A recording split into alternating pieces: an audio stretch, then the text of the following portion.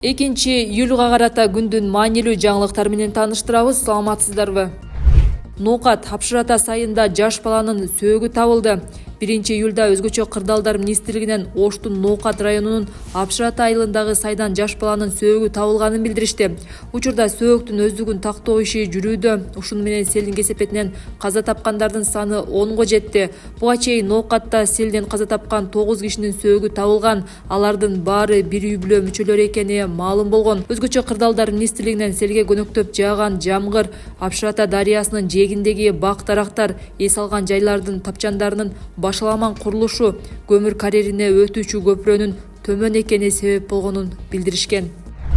Бишкекте тез жардам кызматынын дарыгерине кол салуу болгону кабарланды. Милиция териштирүүдө. Саламаттык сактоо министрлигинин басма сөз кызматы окуя 30-июнда болгонун билдирди. Маалыматка ылайык, тез жардам кызматына баланын ичи ооруп жатканы тууралуу чакыруу түшкөн. Жерине барган дарыгер аны көрүп чыгып, ооруканага жаткыруунун зарылдыгы жок экенин айткан. Бирок баланын апасы каршы болуп, алгач дарыгерди кемсинтип, кийин кол салган. Жерине экинчи тез жардам тобу барган. Дарыгер алган жаракатынан улам эсин жоготкон. Баш мээси чайкалып, денесиндеги көк ала тактар менен ооруканага жаткырылган. Жабырлануучу кош бойлуу болгондуктан боюнан түшүп калуу коркунучу жаралган. Министрликтен дарыгер ага кол салган аялдын үстүнөн милицияга арыз бергенин белгилешти. Ленин райондук милициясы окуяны териштирип жатат.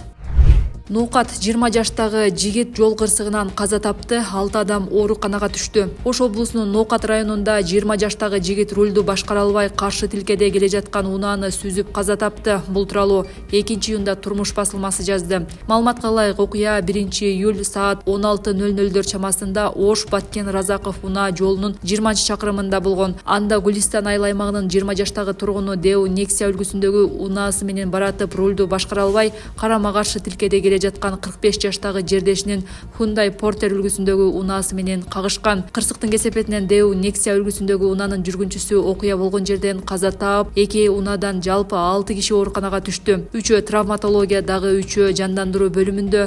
Жандандыруу бөлүмүндөгү бир бейтаптын абалы оор деп бааланууда.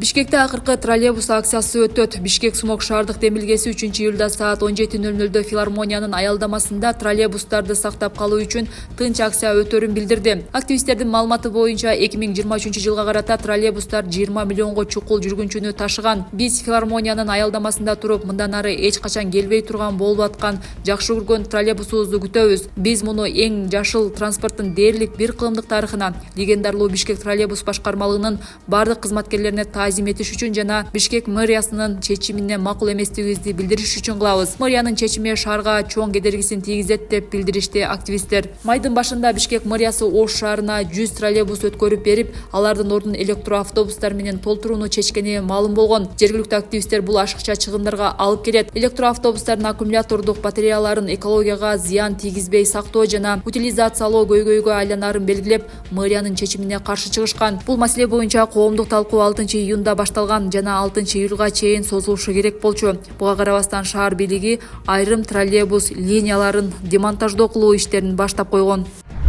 Тезет компаниясынын Жалал Абад Баткенге каттамдары аткарылбай жатканы айтылды. Азаттык Тезет компаниясынын учактары Жалал Абад жана Баткен облустарына 2 күндөн бери учпай каттамдар Манас эл аралык аэропортунун жадыбалынан алынып калынганын жазды. Маалыматка ылайык, Бишкек Жалал Абад, Бишкек Баткен, Бишкек Разаков каттамдары боюнча билет алып алган жүргүнчүлөргө эч кандай билдирүү жөнөтүлгөн эмес. Компаниядан бул боюнча маалымат алууга мүмкүн болгон жок. 1-июлда Бишкектен Разаковго багыт алган учак жарым жолдон Борборго кайткан. Ага чейин 13-июнда Жалал Абад жөнөгөн учак да дарегине жетпей кайра келген. Азырынча Манас эл аралык аэропортунун каттамдарын жадыбалынан алынганы жана учактардын дарегине жетпей артка кайтканы тууралуу маалымат беришелек.